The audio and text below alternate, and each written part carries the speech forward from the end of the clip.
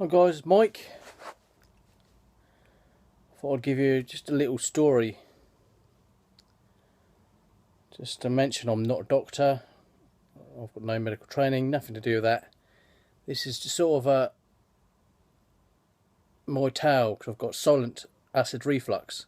But I wanted to share this because there's not much information about it. I just want to tell people about the symptoms and so on. Okay?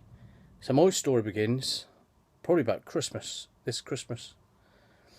This sort of like it's almost like there, right there in the throat.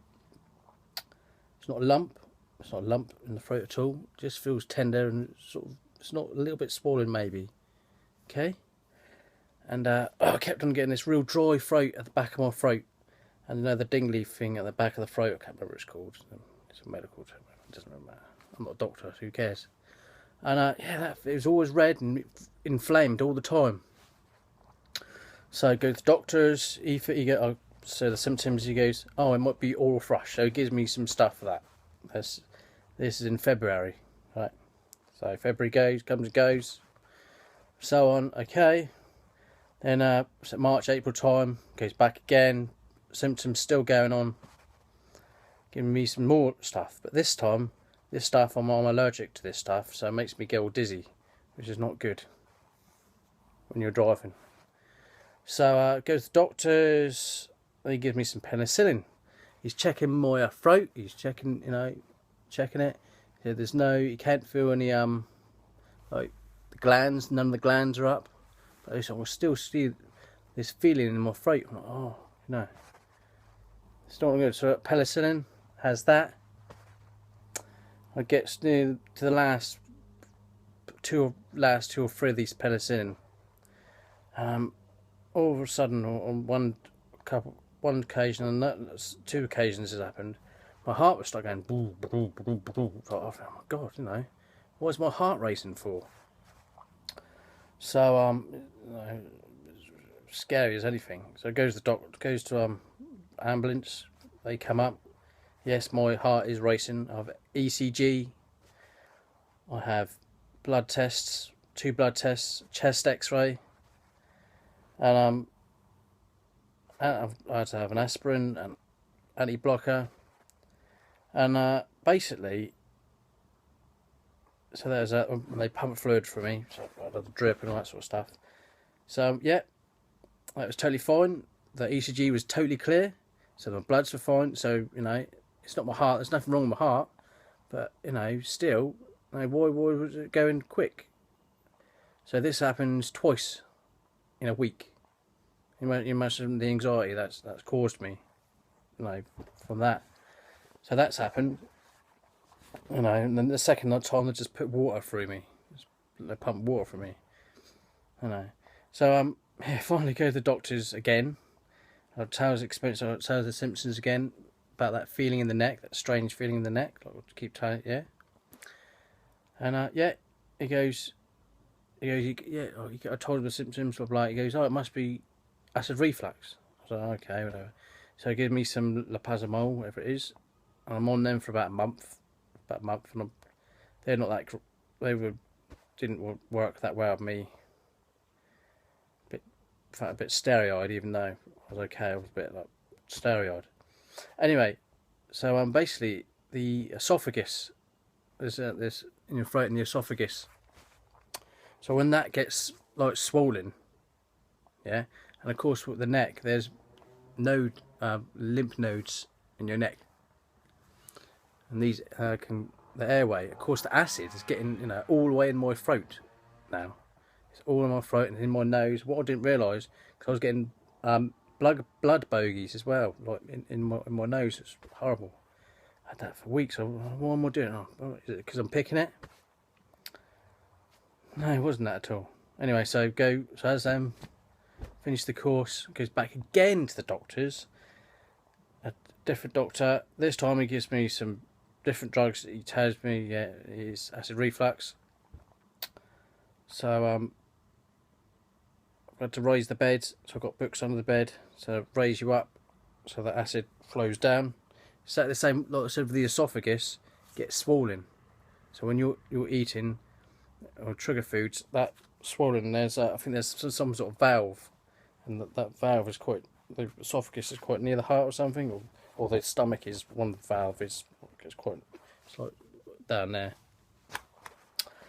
So yeah, so I've been taking them stuff and still taking antacids for all the heartburn.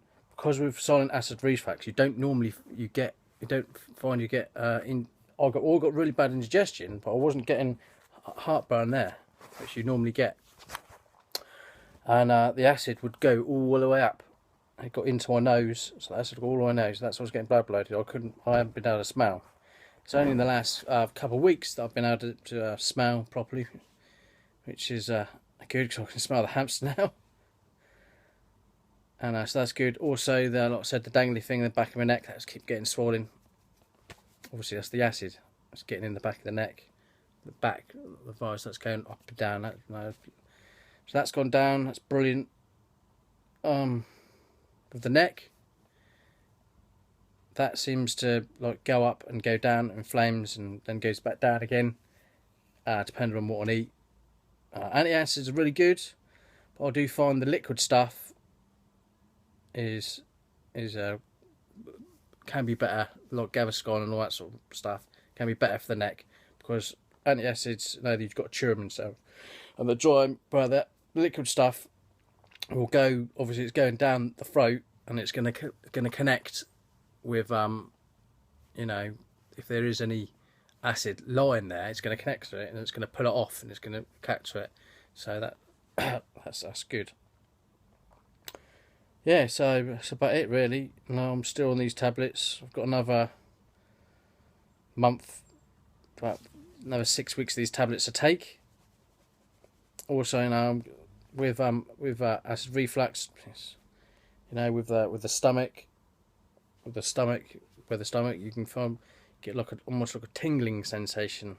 So if you eat the wrong food, like chocolate, spicy food is a big no-no. Tea, coffee's out.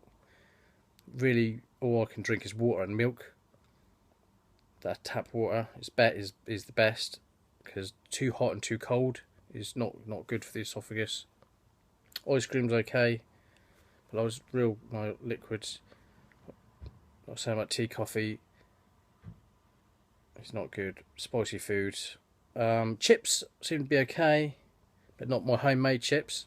I don't know why that is. Potatoes are fine. Bananas are really good. Pasta's good. All like homemade stuff, good stuff.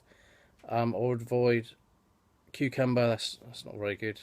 Lettuce, that's not too great, because you can get problem with acid reflux as well. It causes bloating in your belly, which is and that can, and you can get gas, and the bloating can cause like trapped air. So that can get there, and that can push.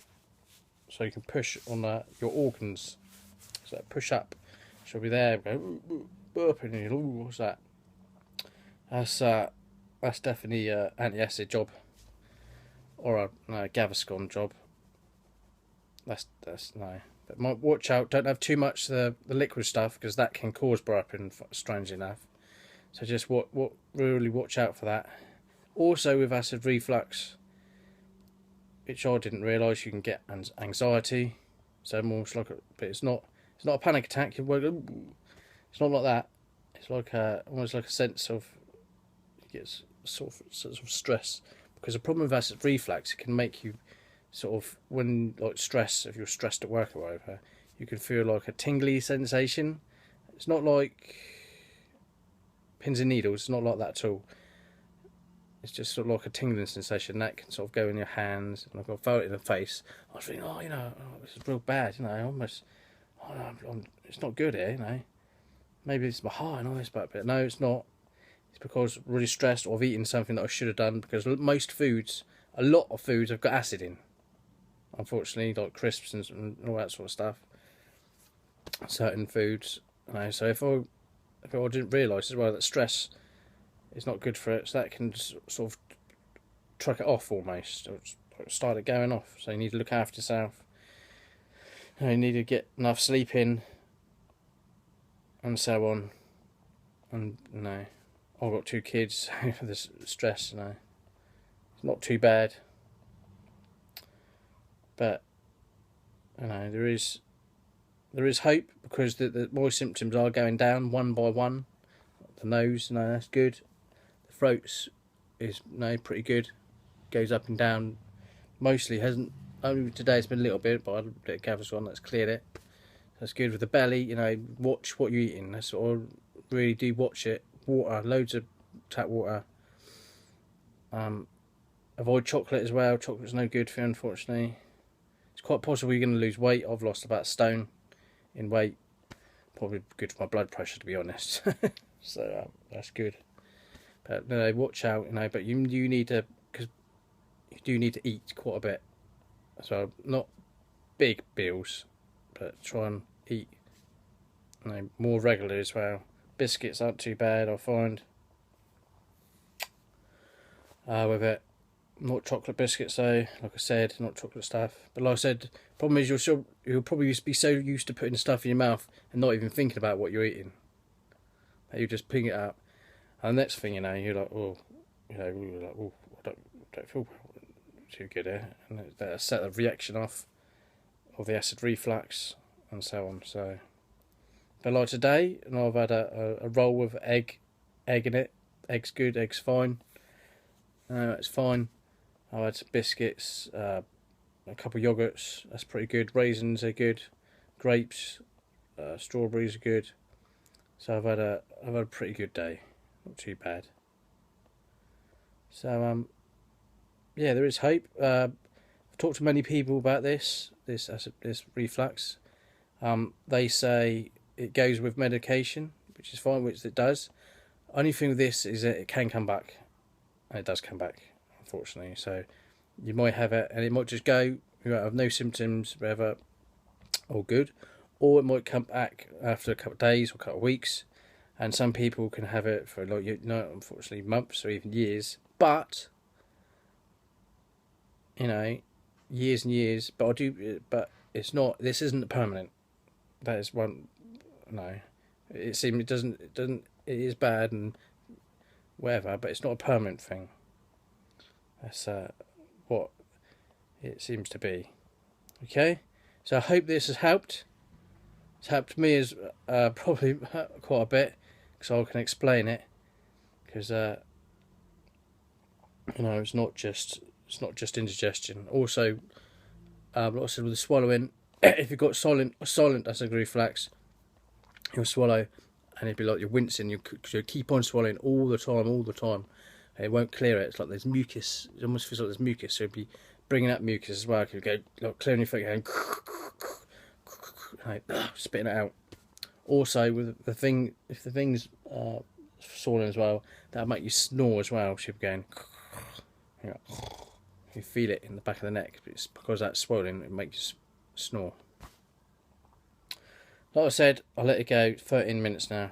I hope this helps. Okay, bye.